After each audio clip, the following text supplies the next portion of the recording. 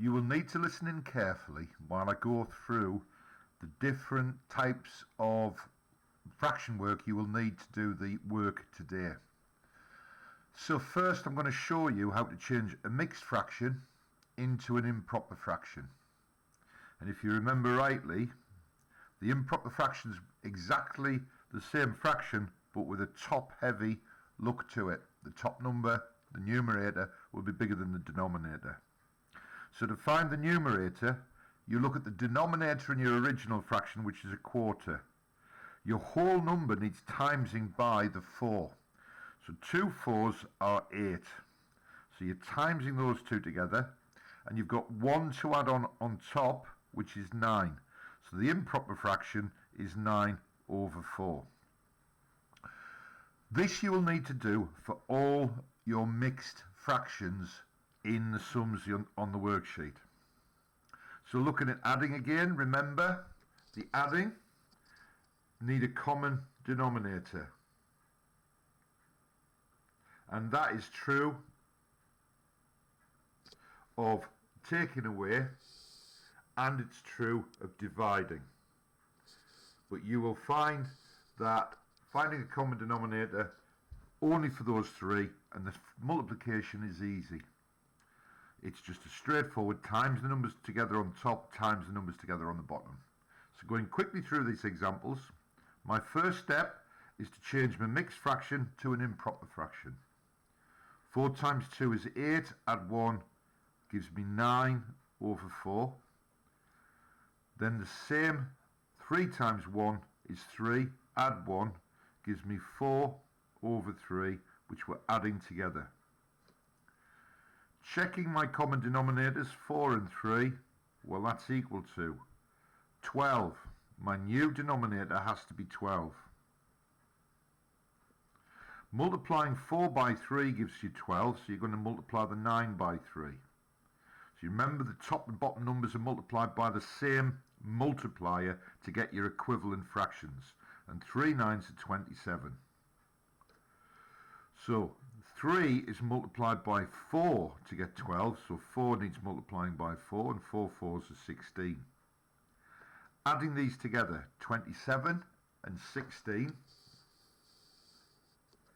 is equal to 37 43. 43 over 12.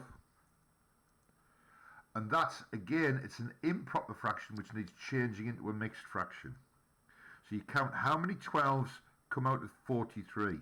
So the 12 times table is 12, 24, 36. So you can get 3 whole ones, and that will leave you 7 twelfths left over. And that's your final answer. I'll do the takeaway quickly. So 5 times 1 is 5, add 3 is 8. So that's 8 over 5 minus 2 over 3.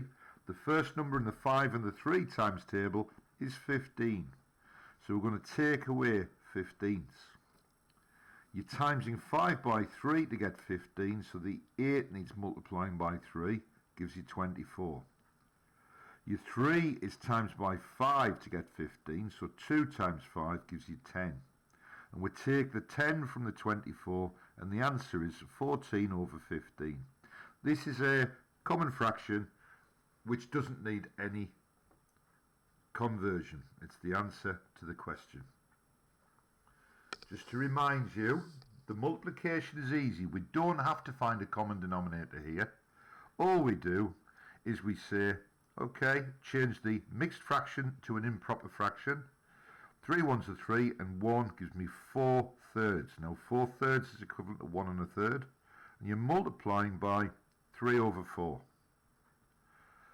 So we end up 4 times 3, which is 12, over 3 times 4, which is 12, and the answer is 1. Next question. The division does require a common denominator, but again, we're going to change our mixed fraction into an improper. 1 times 5 is 5, add 3, I get 8 fifths divided by and 4 sixths. So we do a common denominator. This time the common denominator is 5 and 6. It's going to be 30. So 5 times 6 is 30. So 8 sixes are 48. Go to the next fraction. Make 6 into 30 you times by 5. So 4 fives are 20. Okay? And if you remember, we just divide the top numbers together. 48 divided by 20 and 30 divided by 30 gives you just 1. So the answer here will be 48 over 20.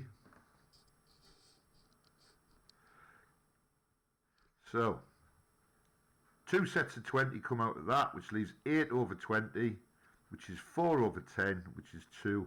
So just show you that, when we add 8 over 20 equals 4 over 10, which is equal to 2 over 5.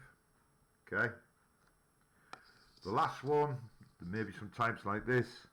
Remember, when you want 3/5 of 800, you've got to use your denominator, divide the quantity, which is 800, by the denominator. Remember, you need 3 of them, so you times by 3. So dividing 800 by 5, well, 5 goes into 80 16 times, so that's 160 times 3. So I'm going to split it down. 100 times 3 is 300. 60 times 3 is 180. So the answer is 480. I hope this helps you before you do the test I've left for you. Good luck, and make sure you take your time and don't make mistakes.